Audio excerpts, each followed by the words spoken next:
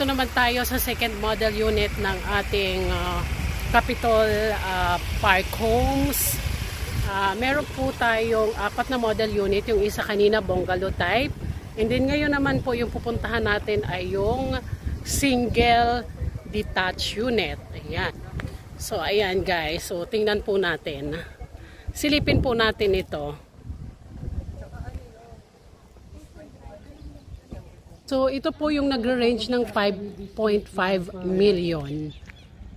Ayan, so ito po ay 3 bedroom units, 2 toilet and bath, and then 1 powder room.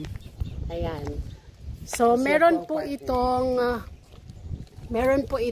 lot cut niya po ay 100 square meter, and then 102 square meter po yung floor area. So ayan. Tingnan natin to guys yung loob. So silipin po natin. So mula dito, ikutin muna natin yung likod. Ayan siya. So dito po yung magiging parking area. Ayan. And then meron ka pang space dito na pwede mo siyang gawing garden. Ayan po. So ayan, pwede mo siyang gawing garden. Ayan.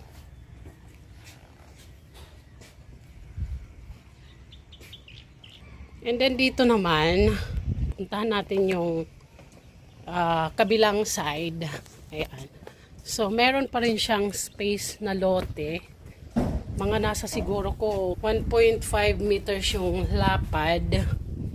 Tapos, pagdating dito sa likod, meron din siyang available na lote. Pwede ka mag-extend dito. Pwede mo siyang gawing dirty kitchen. Pero kung gusto mo naman open lang siya para mas mahangin, pwede po. So, balik tayo sa main door. Balik po tayo dito sa main.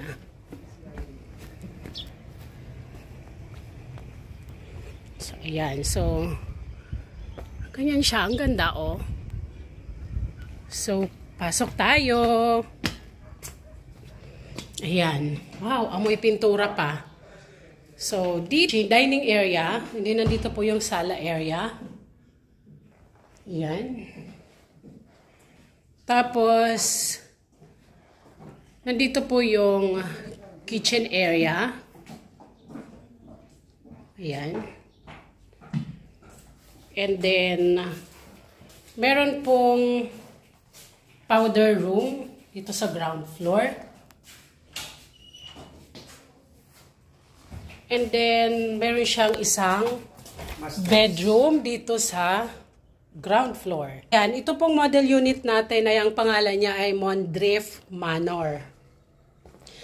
Ayan, master's bedroom pala ito. Kasi meron siyang master's toilet and bath. Dito sa kwarto niya, meron siyang isang master toilet and bath. So, ito palang room dito sa baba ay ito ang master's bedroom. Ayan. So, maganda siya kasi meron siyang exit pa palabas. Ayan. Magulo si Sir Paul. Umiiwas ako sa kanya tapos lumapit naman lalo. O, diba? So, ayan. Oh. So, akit tayo sa taas. Silipin naman po natin yung mga bedrooms dito sa pangalawang palapag. Ayan. Ayan. So, wow, ang lalaki ng mga rooms niya. So, ang lalaki po ng mga bedrooms niya. Ito po yung pangatlong kwarto dito po sa second floor. Ayan po.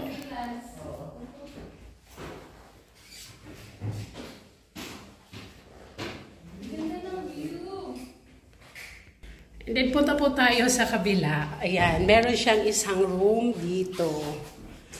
Pero sa lalaki ng rooms niya, ha? Oo. Lalaki yung kwarto niya. Ayan, o. Ayan. Tapos, meron siyang balcony dito sa likod ng room. Wow, so makikita mo yung view sa labas. Ayan po. Tapos nandito po yung isang toilet and bath sa second floor. Ang laki ng toilet niya dito sa second floor. Ang luwag. Guys, perfect itong bahay nito para sa malaking pamilya. Ayan. So, pwera dyan, punta naman tayo sa balcony niya. Ayan. Wow! O, diba? So, dito pa lang makikita mo na yung mga kapitbahay mo habang ikaw ay nagpapahangin. Dito sa model unit na ito. Ayan. At ang ganda ng location. Ayun, makikita mo na doon sa dulo yung ating Iba Zambales New Municipal Hall. Ayan, no? So guys, ayan, dyan yung available na mga lote na kung saan ay itatayo si Mondref Manor. Oh, wow! Talagang napakaganda tapos napaka-affordable niya. Ayan, so balik na tayo sa labas. So meron po itong 3 bedrooms. May master's toilet and bath. 1 common toilet and bath sa ground floor. At saka meron common toilet and bath sa second floor. Ayan. So guys, if you are interested to avail this home, message me now. Ayan. Riza Coloma, 0905-408804. So, ayan.